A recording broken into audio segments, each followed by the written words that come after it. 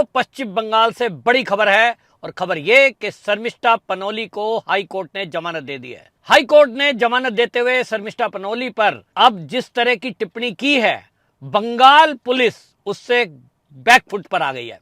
Bengal police के बारे में हाई कोर्ट ने टिप्पणी की है कि आपने एक स्टूडेंट को, एक छात्रा को जिस तरह से गिरफ्तार किया है, वो अपने आप में सवालों के घेरे में है कि इस प्रकार की शक्ति दिखाने की जरूरत क्या थी। आपको याद होगा कि शर्मिष्ठा पनोली ने एक टिप्पणी कर दी थी जिसको लेकर एक धार्मिक भावना आहत के मामले में जो वजाहत खान है, उस वजाहत खान नाम के व्यक्ति ने एफआईआर दर्ज कराई थी शर्मिष्ठा पनोली पर। और यह वजाहत खान वो व्यक्ति है जिस पर पहले से 7 एफआईआर दर्ज हैं, जिनमें कई एफआईआर हिंदू देवी देवताओं के अपमान पर दर्ज हुई है। तो सवाल उठ रहा था कि पश्चिम बंगाल ममता बनर्जी की पुलिस वजाहत खान पर जब एफआईआर होती है तो कोई कार्रवाई नहीं करती, क्योंकि उस व्यक्ति ने हिंदू देवी देवताओं का अपमान कर गया था। लेकिन शर्मिष्ठा पनोली जो एक स्टूडेंट है, लॉ की छात्रा है, लड़की है, कुंवारी है, और वो उस पर माफी मांग चुकी, पोस्ट को डिलीट कर चुकी, उसके बावजूद भी उसको गिरफ्तार करने के लिए जिस तरह से पुलिस वालों को बाई एयर 1500 किलोमीटर दूर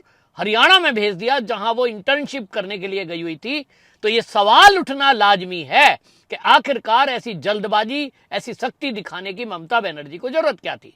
ममता बनर्जी से जब ये सवाल किए गए हैं तो ममता बनर्जी तो कई मुद्दों पर कह चुकी कि हां, मैं खुलकर ये स्वीकार करती हूं कि तुष्टीकरण है। तो तुष्टीकरण के आरोप ममता बनर्जी पर लगते हैं और अब कोर्ट की टिप्पणी भी बता रही है कि जिस तरह से पुलिस ने ये कार्रवाई की है, साफ दिखाई दे रहा है कि पुलिस को भेजा गया एक वर्ग विशेष को खुश करने के लिए, ताकि ये दिखाया जा सके कि हमारे लिए हिंदू देवी देवताओं का अपमान करने वाला वो प्यारा है, उसके खिलाफ हम कोई कार्रवाई नहीं करेंगे, वजाहत खान।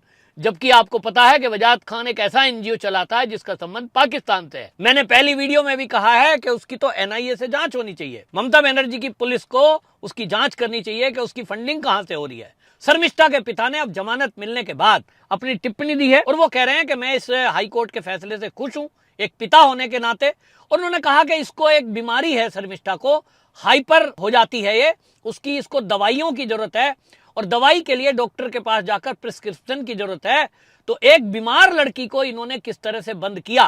वो कह रहे हैं कि ये पहले भी इस तरह की जो पोस्ट है एक आध बार उसने डाली है, तो हमने पोस्टों को भी डिलीट किया है, लेकिन अब हम इसको डॉक्टर के पास भी लेकर जाने वाले हैं।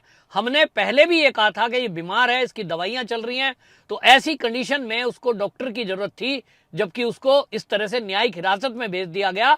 तो वो चिंता जाहिर कर रहे हैं और अब उन्होंने न्यायपालिका का और उन लोगों का धन्यवाद किया है शर्मिष्ठा के पिता ने, जिन्होंने इसको सपोर्ट किया है। सुनिए शर्मिष्ठा के पिता ने क्या कहा है।